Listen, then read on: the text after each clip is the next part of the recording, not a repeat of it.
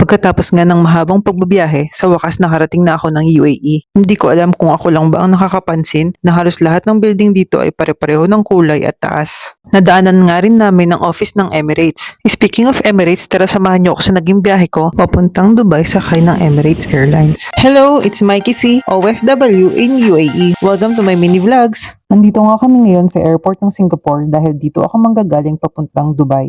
Dahil napaaga nga ang dating namin sa airport, pupuntahan muna namin ang Jewel Waterfalls. Ito nga, nakita na namin ang kanilang napakagandang indoor waterfalls dito sa Singapore Airport. Grabe, totoo nga na dinadayo itong kanilang Jewel Waterfalls sa sobrang dami ng tao. Tara, lapitan natin.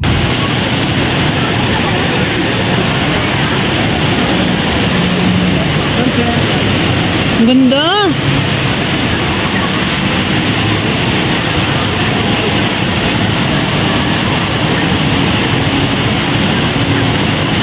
May tren pa doon, oh! Baka sa T4.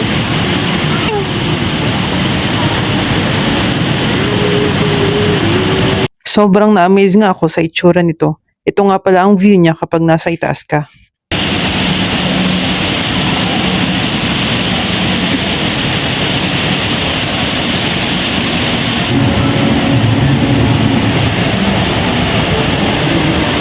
At nang mapagod na kami sa kakaikot, ito nga bumaba na kami at nakita pa rin naman napakagandang kulay ng waterfalls.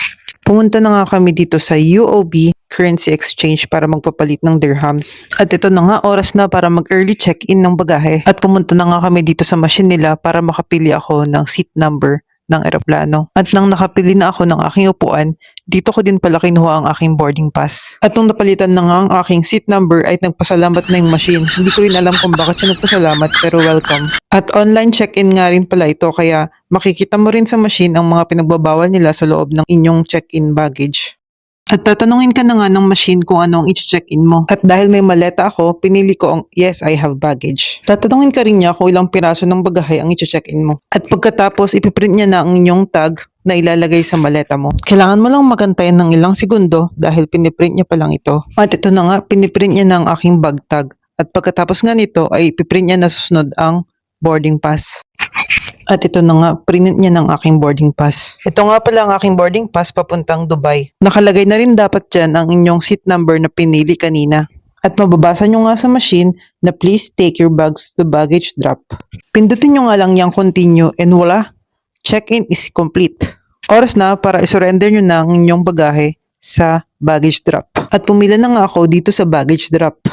At nung ako na nga ang sumunod, dinikit na ni ate ang aking bag tag sa maleta. At nang na-drop na namin ang maleta, hinanap na namin ang departure area. At nang makita na namin ang departure area, pumasok na nga ako sa departure area para makapagpahinga na rin. Pipila ka nga lang dito at isi-check ng guard ang iyong boarding pass. Pumunta na nga rin ako sa immigration area para makapaghanap na rin ng aking boarding gate. Automated nga pala ang immigration ng Singapore, unlike sa Pilipinas na napakahirap lumabas. I-scan mo nga lang iyong passport at itatapat mo ang mata sa kanilang machine. Nang matapos nga ako sa immigration area, nagulat ako dahil meron pa rin palang mall sa loob. Pero dahil sobrang pagod na ako nung araw na yan, hindi na ako namasyal kundi hinanap ko na ang aking departure gate agad. Nasa Terminal 1 nga pala ako ng Changi Airport. At ito na, oras na para maghanap ng boarding gate. First time ko dito sa Singapore Airport pero hindi ka naman mawawala sa dami ng signs sa loob. Gate C15 nga pala ang aking hinahanap. Bibilisan na natin maglakad dahil sobrang layo pala ng gate na hinahanap ko. Aba, tignan mo naman, ang dami ko ng pinas forward na video pero hanggang ngayon hindi pa rin tayo nakarating.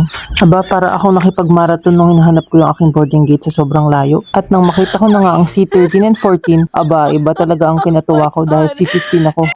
Travelator nga pala ang tawag dito sa dinadaanan ko. Hindi siya escalator, hindi elevator, kundi travelator. At nang marating na nga natin ang end of travelator, sa wakas nakita ko na ang C15 na hinahanap ko ng 10 oras na. Dahil napagod tayo sa dami ng travelator na ating lakbay, tayo muna ay magpapahinga. At nang makita ko na ang mga stewardess ng Emirates Airline ay nag-prepare na rin ako. Sa part 2 ko na nga ipapakita yung pagsakay ko ng eroplano. Dahil sobrang haba na nitong video, sa next video ko na lang i-share yung pagsakay ko at paglapag ko ng Dubai. Salamat sa panonood!